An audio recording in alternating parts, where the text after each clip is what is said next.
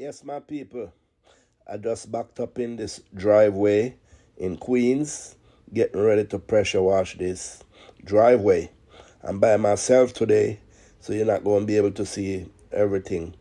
So I'm getting ready now to set up my little downstream and surface clean the driveway. This before, then you're going to see the after. So check it out. When I get ready to downstream, that's my solution right there for the floor. And then I just drop this in there. Then I use a block tip or my J-rod, which we got also a downstream nozzle on there.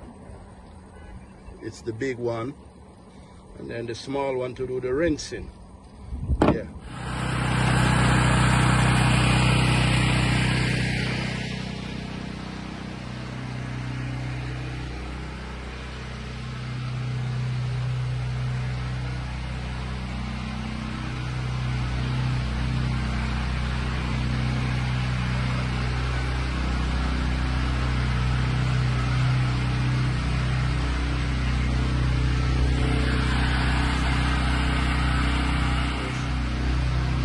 By myself, I could take the actual work, but this thing complete. Yeah.